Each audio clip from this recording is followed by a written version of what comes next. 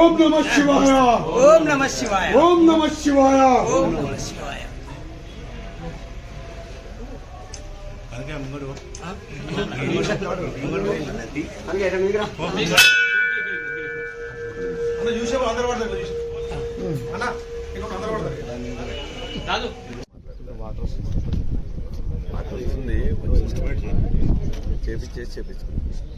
అది ఉపయోగపడుతుంది కదా రైతులకు ఇమ్మీడియట్గా ఉపయోగపడేది అది మొత్తం అందరు రైతులకు ఉపయోగపడుతుంది ఇదేమో వ్యక్తిగతంగా ఇది చేసేది ఇది చేస్తాం అది కూడా అది అందరికి ఉపయోగపడే లాస్ట్ టైం చేసింది వెంకటరామరెడ్డి గారు కలెక్టర్ ఉన్నప్పుడు ఇవన్నిటిని ఇంక్లూడ్ చేసి చేపించింది రైట్.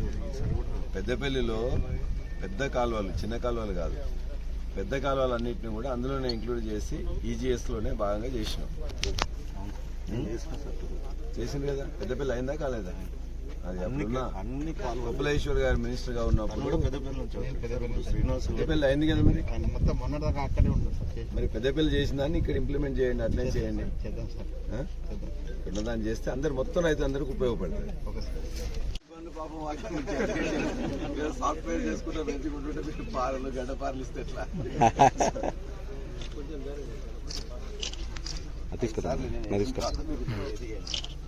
రైట్ మళ్ళీ దాన్ని మర్చిపోకుండా మాకు మరి మర్చిపోతున్నావు ఈ మధ్యలో.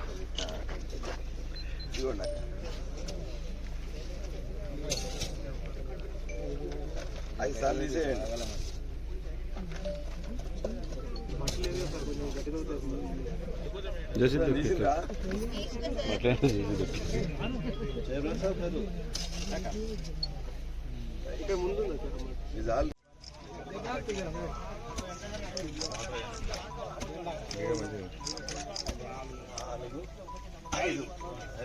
ఒక్కసారి సార్ ఒక్కసారి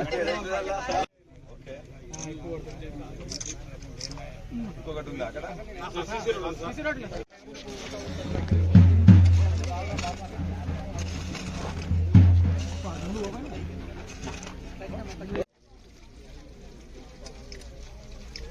నమస్కారం.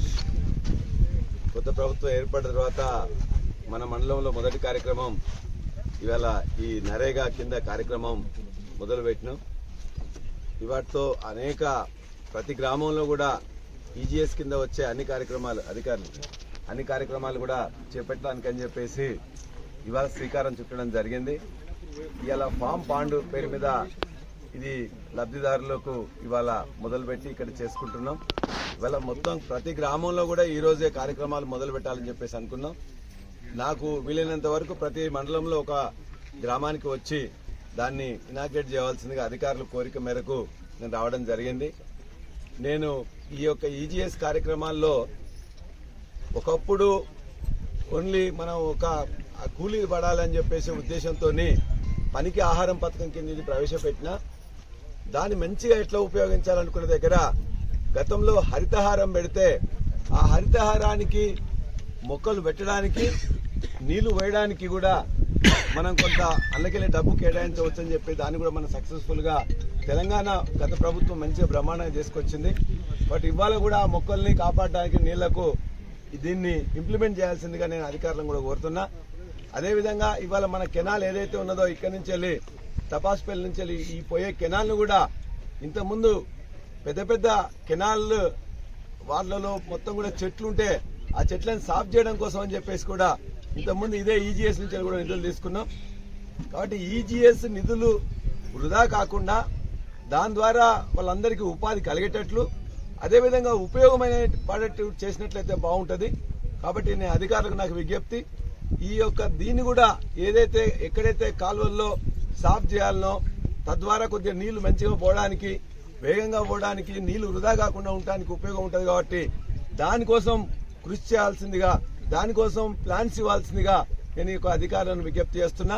మా ప్రజాప్రతినిధులు మా చెల్లె తర్వాత మా పిఎస్సిఎస్సి అదేవిధంగా మాజీ ఎంపీపీ జెడ్పీటీసీలు మా నాయకులు అదేవిధంగా మా గ్రామ నాయకులు కరుణాకర్ గారు వీళ్ళందరూ కూడా అదేవిధంగా గ్రామస్తులు కూడా గ్రామంలో ఇంతకుముందు బాగా కృషి చేసిండ్రు.